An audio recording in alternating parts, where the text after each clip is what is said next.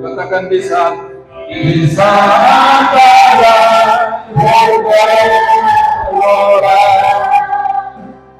Lu akan terbang bersamamu.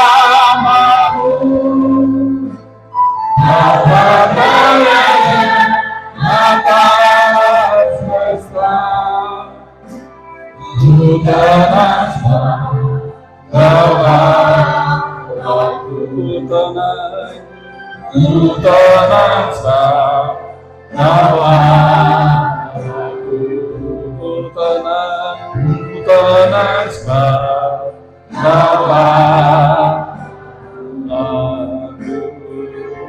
Haleluya. Haleluya.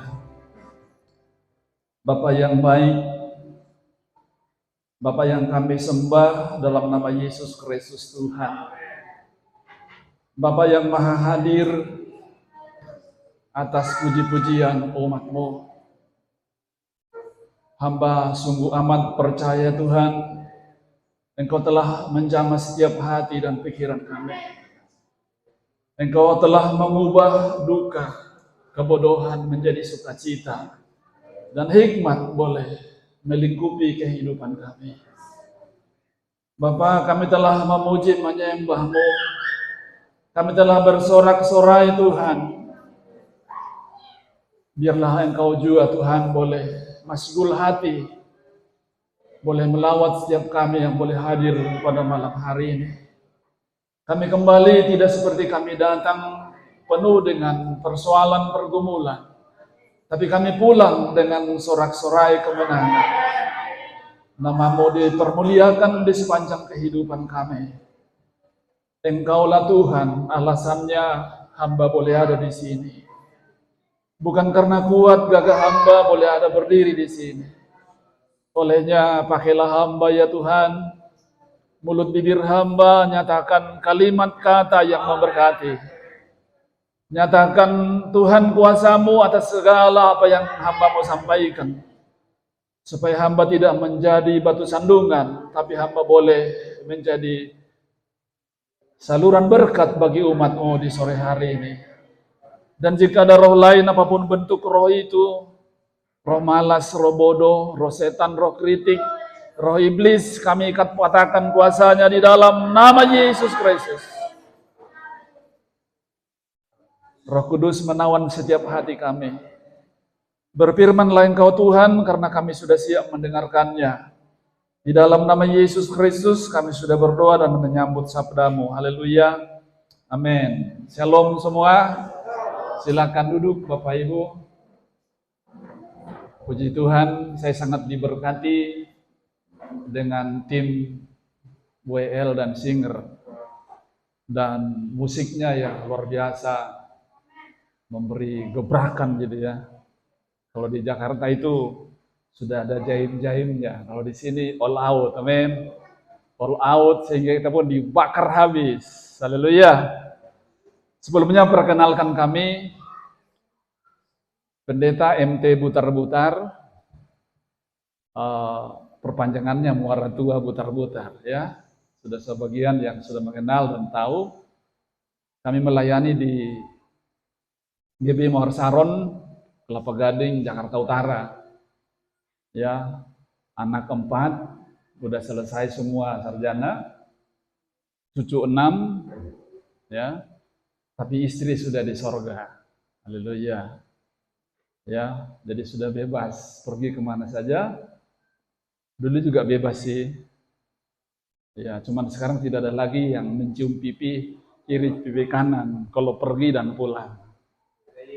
Ada Yesus. Amin. Terima kasih banyak. Iya.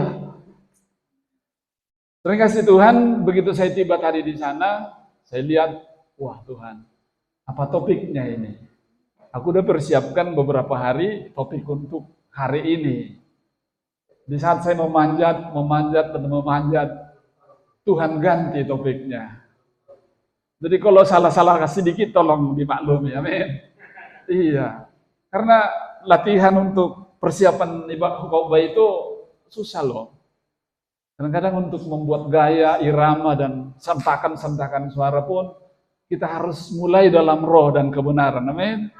Nggak bisa begitu saja muncul. Tapi saya percaya Roh Kudus akan hadir melawat kita malam hari ini. Teman saya, Saudara Lendi, yang pendeta Bapak Lendi, yang masih muda dan ganteng, yang boleh membawa saya ke Sumba ini. Saya bangga punya sahabat seperti dia. Umur kami beda 20 tahun. Dia 47, aku 67 ya. Tapi masih sama kayak 47 tahun ya. Haleluya, beda tipis. Nenek kami yang menjadi senior kami, dia sudah 40 tahunan pergi misi. Ibu Inang Silitonga Boru Siregar. Boleh berdiri? Ini dia. Beri kemuliaan buat Tuhan Yesus. Umurnya nggak usah dihitung lah, hitung sendiri saja. Baik, firman Tuhan kita ambil dari kitab 1 Raja-Raja pasal 17 ayat 12 sampai dengan ayat 24. Kitab Raja-Raja, 1 Raja-Raja pasal 17 ayat 12 sampai dengan 24. Kami boleh baca atau kita baca berbalas-balasan supaya kita bekerja semua. Ya. Yang sudah dapat katakan amin.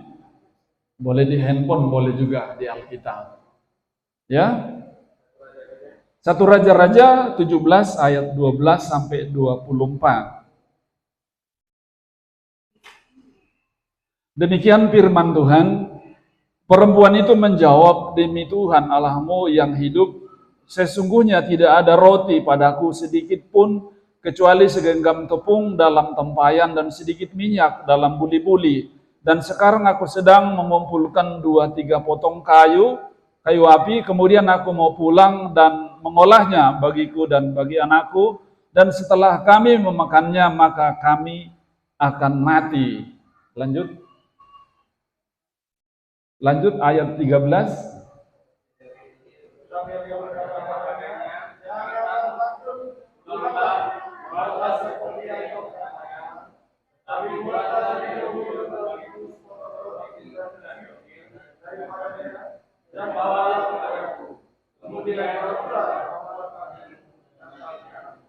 Sebab beginilah firman Tuhan Allah Israel, tepung dalam tempayan itu tidak akan habis dan minyak dalam buli-buli itu pun tidak akan berkurang sampai pada waktu Tuhan memberi hujan ke atas muka bumi. Lanjut.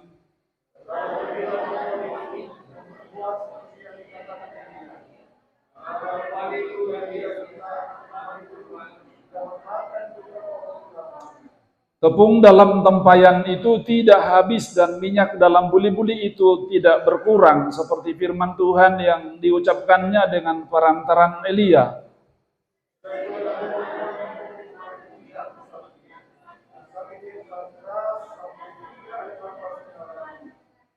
Kata perempuan itu kepada Elia, apakah maksudmu datang kemari, ia abdi Allah? Singgahkah engkau kepadaku untuk mengingatkan kesalahanku dan untuk menyebabkan anakku mati?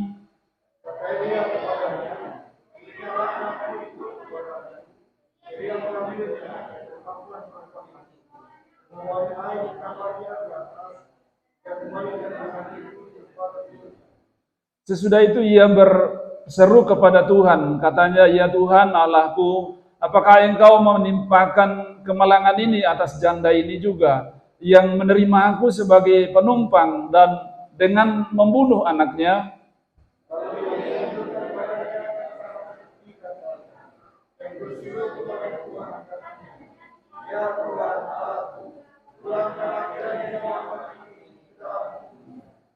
Tuhan mendengarkan permintaan Elia itu dan nyawa anak itu pulang ke dalam tubuhnya sehingga ia hidup kembali.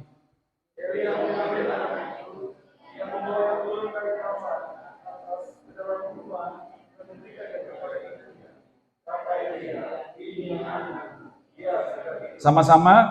Kemudian kata perempuan itu kepada Elia, sekarang aku tahu bahwa engkau abdi Allah dan firman Tuhan yang kau ucapkan itu adalah benar. Beri kemuliaan buat Tuhan Yesus. Saya percaya perikop ini kita sudah sering mendengar, bahkan sudah hafal barangkali ya ceritanya. Bagaimana kedua pribadi ini menjadi pengantar kasih Tuhan hingga zaman ini, pengantar keluhan manusia hingga zaman ini. Saya percaya jika di saat kita membaca perikop ini, kita akan mengalami kelegaan. Karena apa? Telah dialami oleh para nabi sebelum kita, dan boleh kita menjadi orang yang mencontohnya. Dua pribadi yang kita lihat di sana, dua pribadi yang sama tapi berbeda karakter.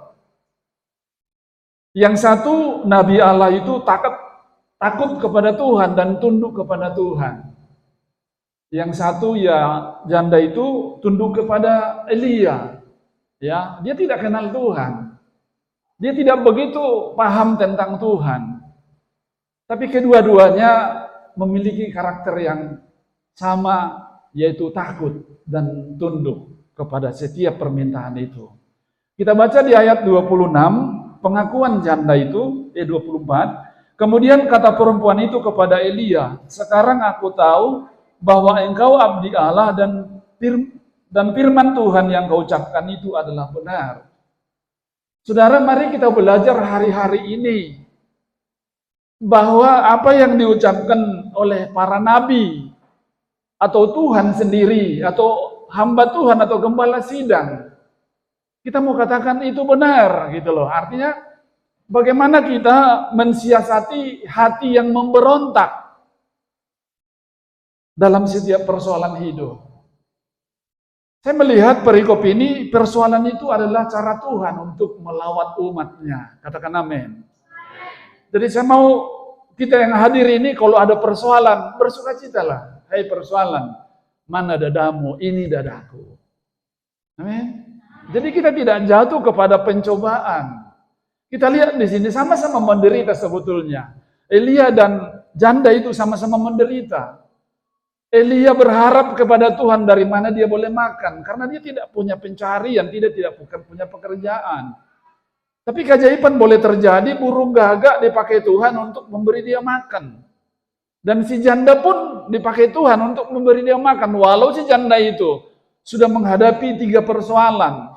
Dia tidak punya apa-apa, dia lemah, dan sebentar lagi dia mati setelah dia memakan tepung yang tersedia sedikit itu.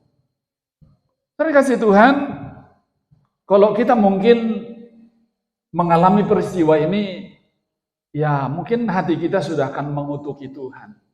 Mengutuki diri kita, kenapa aku lahir kalau demikian keadaanku seperti itu. Tapi mari kita lihat kedua figur ini adalah pribadi yang harus kita contoh hari ini. Apapun yang terjadi, terlebih dari Elia, dia tidak mengutuki Tuhan. Dia tidak mengutuki Tuhan, dia hanya satu sisi dalam hidupnya, yaitu memberkati saja. Dia berharap kepada seorang janda miskin untuk makan dan minum. Ya, artinya dia berharap berkat itu juga boleh terjadi bagi dia. Dia nggak peduli. Buat janda-jandanya itu, buat kita yang miskin hari ini, itu sebetulnya kesempatan buat kita untuk memberi kepada orang lain. Karena apa? Kita sedang ujian. Amin.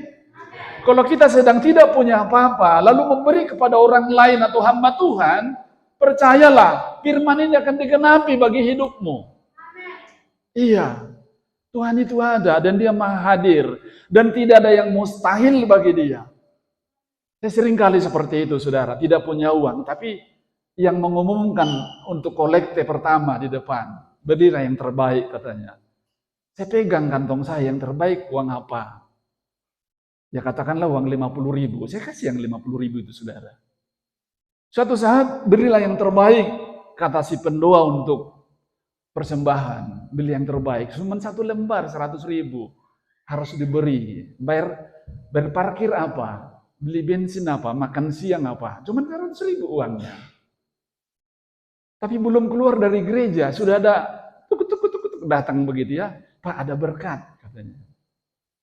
Luar biasa enggak? Tuhan tidak jauh dari penderitaan kita. Tuhan ada hadir dalam penderitaan kita. Tuhan ada hadir dalam segala kekurangan kita. Iya, saya berjalan sambil buka amplop. Berapa isinya? 400.000. Ada amin?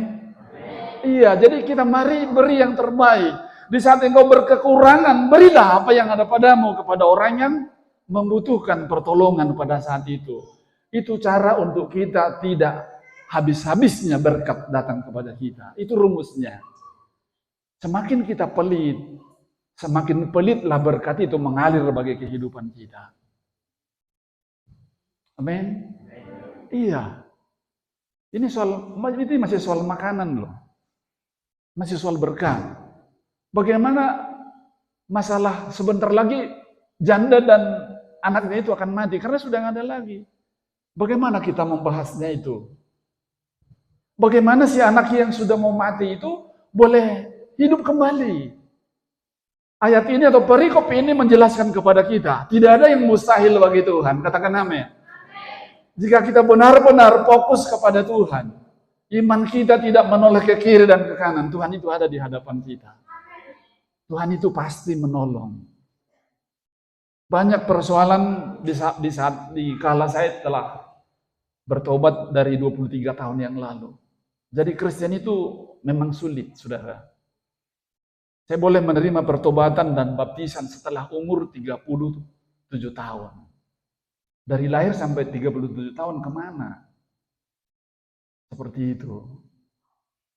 Tetap ke gereja, tapi tidak memahami Tuhan. Tidak mengalami Tuhan dalam kehidupan umur sampai 37 tahun. Dosa ya dosa dilakukan, tipu dilakukan. Saudara, kedua figur ini menjadi sosok buat kita yang hadir ini. Mari remakan firman ini di hatimu. Ya, jangan sekali terungkap dari hati kita kutuk. Ya, jangan keluar dari hati kita sungut-sungut dan khawatir. Selalulah mengucap syukur, selalulah memberkati, selalu memperkatakan berkat. Tadi malam kami online komsel ya gereja ya, tiap hari Selasa kita komsel. Ada orang yang menyampaikan pandangannya tentang orang-orang di sekitar dia di dalam gereja. Menyebalkan katanya, sangat menyebalkan. Saya benci katanya, tapi berbicara soal kasih. Terima kasih Tuhan, apakah berbuah itu kasih di hidupnya? Tidak, karena dia sudah mendua. Ada di kaki di sorga satu, kaki di neraka satu. Lalu saya luruskan, kalau saya sudah melandasi hati saya dengan belas kasihan, tidak ada lagi kata-kata lain. Yaitu sebal gue ngeliat orang itu. Benci aku ngeliat orang itu, tidak ada lagi. Katakan amin. Iya, supaya apa? Supaya memang betul-betul kita ada dalam koridor Tuhan. Betul-betul kita ada dalam kerajaan Tuhan itu sendiri, yang tidak ada kutuk, tidak ada khawatir dan takut yang kita kerjakan di saat ada masalah. Tetap fokus. Hati ini dilandasi menghadapi segala masalah adalah belas kasihan. Kedua pribadi ini dua-duanya mempersembahkan belas kasihan. Minyak yang sedikit, tepung yang sedikit dipersembahkan kepada Nabi itu. Karena Nabi itu mungkin sudah beberapa hari tidak makan ya. Saudara kasih Tuhan, jangan takutlah soal makan dalam perjalanan kehidupan ini. Tuhan pasti nyatakan keajaibannya. Tuhan pasti nyatakan mukjizatnya dari manakah datangnya pertolongan itu. Dari Tuhan pertolongan itu. Ya, mengiring Tuhan pergi misi keliling. Ya, nggak berkekurangan. Walau hari ini sudah tidak punya apa-apa, tapi rasanya happy-happy aja ya. Ya Pak Pendeta ya. Iya, happy-happy aja.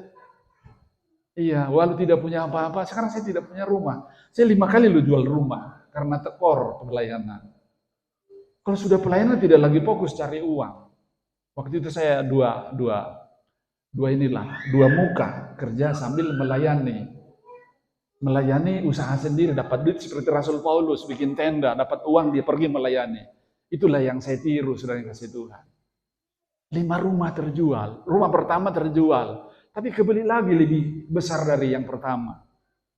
Rumah kedua terjual, tapi kebeli lagi lebih besar dari yang kedua. Seperti itu. Rumah saya sampai orang bingung, saudara yang kasih Tuhan. Apa sih kerja kawan ini? Rumah terakhir luas tanahnya 200 meter, bangunannya pun 200 meter. Tapi itu harus terjual. Ya, karena anak 4 sudah jadi sarjana, harus pakai biaya. Sudah menikah, harus pakai biaya. Ya sudahlah. Kemarin anak yang bungsu sudah beli rumah lagi buat saya. Walau kecil, tapi rumah. Tidak lagi bayar kontrakan. Haleluya. Jadi mari saudara, jangan lihat Tuhan itu orang pribadi yang miskin, yang susah, yang tidak pernah bisa menolong kita. Dia pasti menolong kita. Yang penting kita fokus, saudara yang kasih Tuhan. Kemiskinan, maaf ini, kemiskinan di daerah ini. Mulailah dengan memberi. Saya percaya Tuhan akan ubahkan daerah ini menjadi daerah yang makmur. Memberi apa? Mungkin kita tidak punya uang, tapi berilah hatimu kepada Tuhan, menyembah Dia di dalam roh dan kebenaran. Beri waktumu, beri rohmu, beri hidupmu kepada Tuhan. Tuhan ubahkan wilayah kami ini menjadi wilayah yang makmur. Menjadi wilayah yang hidup berkelimpahan seperti si janda di Sarfat ini. Tidak habis-habisnya. Dia sudah selesai membayar utang suaminya. Bahkan selanjutnya Elia ini diutus Tuhan untuk membunuh 450 orang nabi palsu di Israel. Hebat enggak? Terima kasih Tuhan, kita para hamba Tuhan ini. Mari kita melayani Tuhan dengan sebuah kerinduan. Terjadi mujizat demi mujizat atas pelayanan kita. Elia seperti itu pelayanannya. Dia bertanding dengan para 50 nabi lewat pengorbanan, korban kepada Tuhan Allah masing-masing. Elia memenangkan itu, saudara yang kasih Tuhan. Jadi mari kedua karakter ini malam hari ini kita remakan di hati kita. Ya, jangan lihat kekuranganmu, jangan lihat kemiskinanmu. Allah sedang hadir dalam kemiskinanmu hari ini. Dia sedang mengujimu. Dia sedang mengizinkanmu mengalami itu. Jangan bersungut. Jangan mengumpat. Jangan mengutuki siapapun. Kenalilah dirimu. Dirimu adalah milik Tuhan.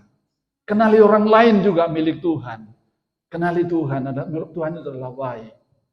Dia tidak pernah meninggalkan perbuatan tangannya. Itu mungkin yang dapat saya sampaikan tentang kedua karakter orang ini. Lalu kita lihat kembali bagaimana ayat 18 sampai dengan seterusnya. Kata perempuan itu kepada Elia, apakah maksudmu datang kemari, ya abdi Allah? Singgahkah engkau kepadaku untuk mengingatkan kesalahanku dan untuk menyebabkan anakku mati? Ya, ini persoalan kedua. Hari-hari ini adakah hubunganmu mati dengan Tuhan? Amin. Adakah hubunganmu mati dengan suami dan istrimu? Adakah hubunganmu hari ini mati dengan temanmu sejawat atau temanmu yang akrab? Saya terjemahkan secara bebas saja. Adakah sesuatu yang mati hari ini dalam kehidupanmu? Ya. Itu sebuah kalimat atau ancaman kepada Elia. Katakanlah kepada hamba gembala sidangmu, bagaimana pengajaranmu? Apakah pengajaranmu itu membawa saya kepada kematian? Seperti itu ya. Ini saya berkelakar dulu ini. Kalau kita mau contoh secara letterlek ini, si janda ini. Tapi saya terjemahkan untuk hal rohani saja. Apa yang mati hari ini dalam kehidupanmu? Apa yang hampir-hampir mati hari ini? Datanglah kepada Nabi Allah. Datanglah kepada gembalamu. Jangan sungkan-sungkan. Dia diutus untukmu. Dia dipakai untukmu. Tidak ada pilihan main-main bagi hamba Tuhan. Saya sebetulnya tidak pernah mau jadi pendeta.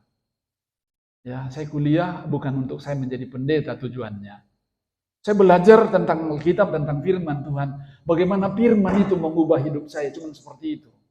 Saya tidak pernah berpikir jadi pendeta. Enggak. Saya belajar hanya bagaimana firman yang boleh kupelajari itu mengubah diriku. Bisa seperti dirinya Tuhan. Itu saja. Tapi lebih jauh Tuhan bertindak. Tuhan membawa saya kemana-mana. Udah hampir Indonesia ya Pak Pendeta ya. Kita kelilingi saudara. Tanpa punya uang. Tapi ada orang ini pakai. Seperti itu. Ya. Terima kasih Tuhan. Apa yang mati hari ini dalam hidupmu? Mati ekonomi kah? Panggillah gembalamu. Percayalah, lewat dia berdoa buat pergumulanmu. Tuhan pasti bertindak buatmu. Amin. Amin. Iya. Jadi tidak ada yang mustahil bagi Tuhan. Pokoknya enjoy aja, pokoknya nikmati aja Tuhan itu baik. Jangan mengutuki Tuhan. Jangan berkata mengutuki kelahiranmu. Kenapa aku lahir dan sebagainya. Cukuplah si Judas tadi malam firman-Nya. Cukuplah si Judas yang disesali Yesus.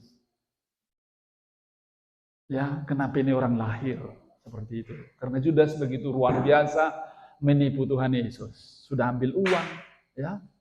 Terus mencium Yesus untuk supaya boleh diciri oleh si penjahat, para ahli Taurat atau Lewi atau apapun itu ya. Saya tidak terlalu hafal siapa itu yang menangkap Yesus. Gimana saudara? Mulai hari ini jangan kutuki siapapun. Jangan kutuki dirimu. Berkatilah dirimu. Amin. Berkatilah dirimu supaya Allah memberkati engkau. Supaya sesamamu juga memberkati engkau. Wajahmu akan bersinar kalau engkau memberkati terus. Amin. Iya. Kata orang ini wajah masih 50 tahun, sudah 67 tahun loh.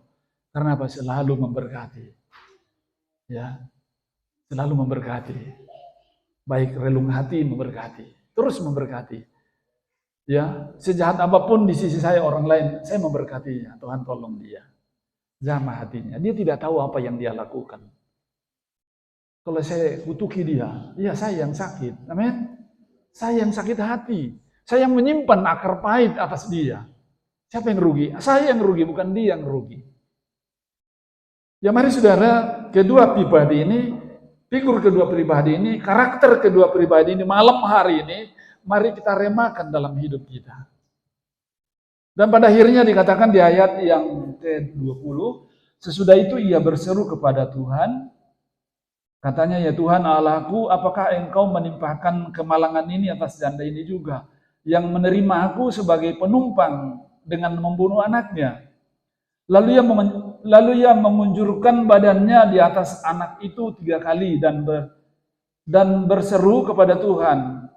Katanya, ya Tuhan Allahku, pulangkanlah kiranya nyawa anak ini ke dalam tubuhnya. Ini berbicara soal metode ini. Ya, kalau kita lihat di sini Elia membujurkan tubuhnya di atas tubuh anak yang mau meninggal itu. Kalau saya mempelajari ini, melihat ini adalah sebuah metode. Jadi jangan kita terikat dengan metode. Amin. Apa yang Tuhan taruh di hati kita laksanakan untuk melayani orang yang membutuhkan pertolongan. Jadi tidak harus metode GB begini, metode ini begini, nggak harus begitu. Menurut yang saya boleh lihat di sini secara tajam. Ya, dia membujurkan tubuhnya di atas anak yang mau mati itu. Ada metode apa itu? Kita juga bingung mungkin melihat metode itu. Ditimpa begitu, ya. Dan itu membuat anak itu bangun dan hidup kembali. Jadi hari-hari ini kita yang ada dalam sinode GBI, janganlah terlalu terikat dengan metode. Apa yang roh Tuhan, walaupun metode itu penting, cara-cara pelayanan itu penting, tapi ada suatu saat Roh Kudus berkata, lakukan begini, lakukan. Amin. Tapi jangan andalkan kekuatanmu atas metode itu. Tetap berserah kepada Tuhan. Tetap Tuhan andalan, tetap Tuhan pengharapan untuk metode yang Tuhan berikan kepada kita. Jadi 3 hal ini mari Bapak Ibu yang dikasihi Tuhan. Boleh membangun keimanan kita yang fokus kepada Allah. Tidak ditambah yang lain. Atau Jesus please. Ya. Maaf ini ya. Ada orang sudah Yesus imannya masih pergi ke dukun. Itu namanya Jesus plus.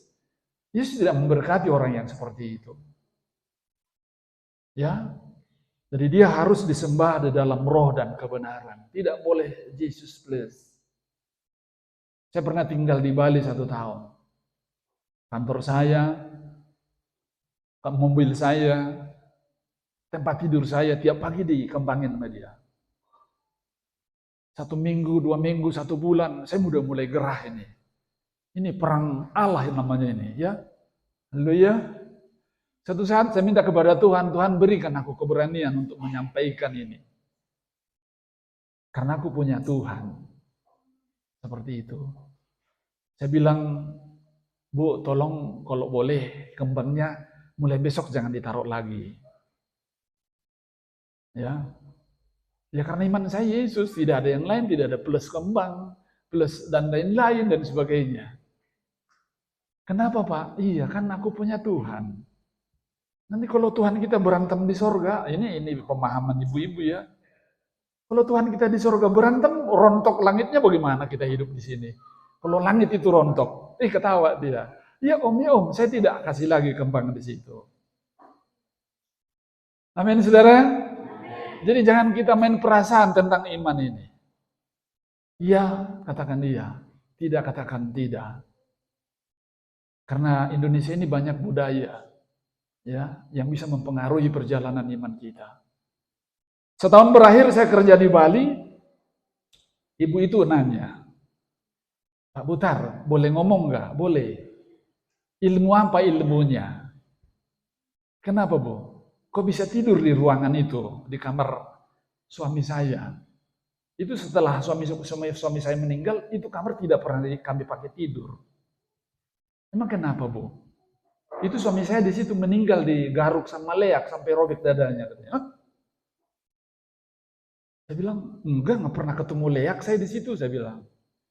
Dia bilang, apa ilmunya? Ilmunya Tuhan Yesus. Berarti Tuhan Yesus lebih besar dari leak itu, saya bilang. Lihat? Iya, aku belum bertobat waktu itu. Masih minum aja kerjanya. Ya, tapi kuasa Tuhan tetap berjalan bagi orang yang sudah dipilih oleh Tuhan. Amin. Iya, banyak sebetulnya cerita tentang ketuhanan bagi kita masing-masing. Tapi mari kita makin hari makin murni iman itu. Karena iman itu atau kasih itu ataupun pengiringan kepada Tuhan adalah sekolah kehidupan. Sampai berakhir di liang kubur, kita sekolah loh. Nggak ada kita yang sempurna. Sekolahlah terus. Undang dia pasti hadir. Ya, jadi saudara yang kasih Tuhan, mulailah berkata seperti apa yang dikatakan Rasul Paulus, bagiku hidup adalah Kristus, mati adalah keuntungan. Amin. Dan pada saat dia mau mati, aku sudah mengakhiri pertandingan iman dengan baik. Mari kita gelorakan itu hari-hari ini, saudara yang kasih Tuhan. Jangan menjadi Kristen yang musiman. Ya, ada susah ya, tinggalkan Tuhan. Lagi bahagia, iya heboh, terjamah Tuhan. Enggak begitu. Kita harus istilahnya harus on fire gitu ya, harus terus hati ini melekat kepada Tuhan. Ya jauh ke sini rasanya tadi goyangan mobil, wah Tuhan masih konsen nggak ini pikiran untuk menyampaikan firman-Mu. Begitu nyampe lagi, waduh topik apa ini Tuhan yang saya mau sampaikan. Saya percaya mulai hari ini wilayah ini akan diberkati Tuhan berlimpah-limpah. Karena apa? Kita sudah memiliki pribadi 2 karakter. Elia dan janda di Sarfat. Lewat penderitaan, mereka tidak habis-habisnya apa yang mereka butuhkan dalam situasi kekeringan itu, pada zaman itu. Jadi mari, demikian singkat firman ya. Buat saya, Roh Kudus, saya percaya akan menolong kita untuk menghidupi firman-Nya. Haleluya, kita naikkan satu pujian. Ku tahu Bapa peliharaku. Haleluya. Terima kasih Tuhan. Kita sambil berdiri.